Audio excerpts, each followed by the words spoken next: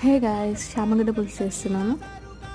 దీంట్లోకి నేను chilli paste వేసాను. ముందుగా ఇది ఉడకబెట్టుకొని పొట్టు తీసుకొని పక్కన పెట్టుకోవాలి.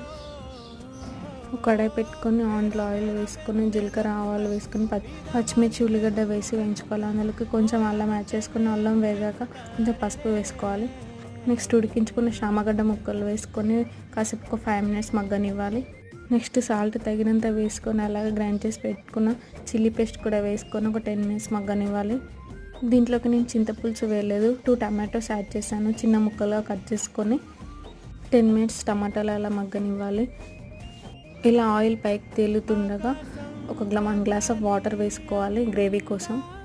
పులుసు కొంచెం మగ్గినాక కొత్తిమీర వేసుకుంటే అంతే అండి, కర్రీ రెడీ అయిపోయింది. స్టవ్ ఆఫ్ చేసుకోవడమే. వేడి వేడి అన్నంలోకి అలా పులుసు వేసుకొని ముక్కలు ఒక్కొక్క ముద్ద పెట్టుకొని తింటే ఆహా! మీరు కూడా ట్రై చేయండి. Please do like, share and subscribe. By.